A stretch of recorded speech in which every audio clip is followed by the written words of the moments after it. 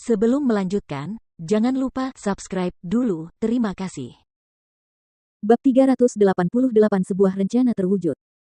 Sambil tersenyum sendiri, Luo Yu berjalan menghampiri mereka dan berkata dengan puas, Dengar, kalian benar-benar akan menyesal karena tidak mengakui nona muda.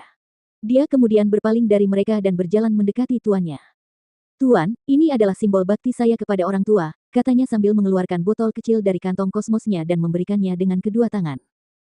Terkejut, tuannya dengan hati-hati memeriksa apa yang ada di tangannya. Itu. Mungkinkah ini benar-benar ramuan yang disuling sendiri oleh nona muda? Tenggelam dalam pikirannya, tanpa sadar ia mengambil botol itu dari tangannya, membukanya, dan mengendus isinya. Itu ramuan yang dibuat untuk meningkatkan kekuatan seseorang, jelas Luo Yu, sambil berkata, basis kultivasimu sudah stagnan selama bertahun-tahun, tetapi dengan ramuan ini, kamu akan mencapai terobosan hanya dalam 1 atau 2 minggu.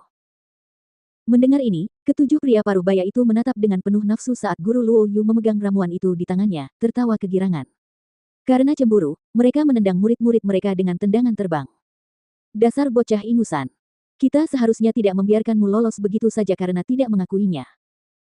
Setelah semua ditendang keras di pantat mereka, para pengikutnya meringis kesakitan dan kebingungan saat mereka melompat menghindar. Mungkinkah nona muda benar-benar memberikan ramuan itu kepada Luo Yu? Dari mana dia bisa mendapatkan sesuatu seperti itu? Tiba-tiba, kesan samar muncul di kepala mereka, tetapi mereka semua menahannya sekaligus, tidak percaya apa artinya itu.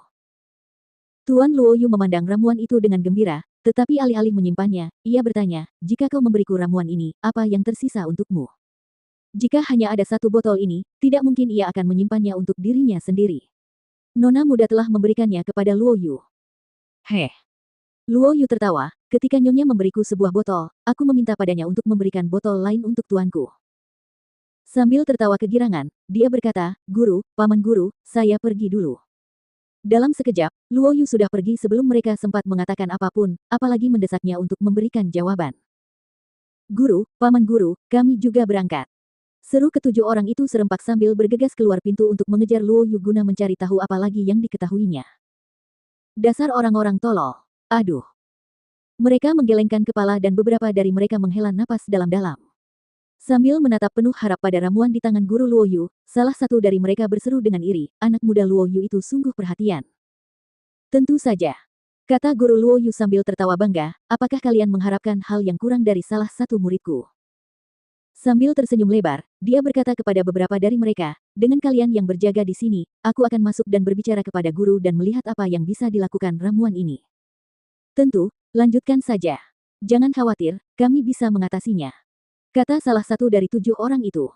Yang lainnya mengangguk dan tersenyum. Baiklah, kata guru Luo Yu saat memasuki ruangan. Setelah melapor kepada Feng Xiao, dia kembali ke tempat tinggal mereka untuk berlatih kultivasi secara serius. Adapun Feng Jiu, setelah kembali ke halaman dan memberikan beberapa instruksi kepada Leng Xuang, dia kembali ke kamarnya untuk berlatih kultivasi. Dia terus berlatih hingga dini hari keesokan harinya, setelah itu dia naik ke Old White dan pergi. Karena Luo Yu asyik bermeditasi di dalam ruangan tertutup, satu-satunya yang tersisa untuk dimintai pertanggungjawaban adalah Fan Lin dan 6 orang lainnya. Setelah mereka bertemu dengan Luo Yu malam itu dan setelah dia memberitahu mereka bahwa nyonya adalah dokter hantu, mereka semua bergegas menemui tuan mereka untuk meminta pembenaran. Ketika berita yang mengejutkan dari Luo Yu terungkap, mereka semua tercengang. Tidak seorang pun dari mereka yang bisa tidur sekejap pun malam itu. Bangun pagi-pagi keesokan harinya untuk berjaga, siapa lagi yang mereka lihat selain Feng Jiu yang pergi bersama si tua putih? Menurutmu kemana nyonya pergi pagi ini? Salah satu dari mereka bertanya, dan meskipun mereka belum menyatakan kesetiaan mereka, sekarang setelah mereka tahu bahwa dia adalah dokter hantu, mereka semua ingin sekali berlutut di hadapannya. Meskipun mereka sangat bersemangat, nyonya, sayangnya, memiliki hal-hal yang lebih penting untuk diurus.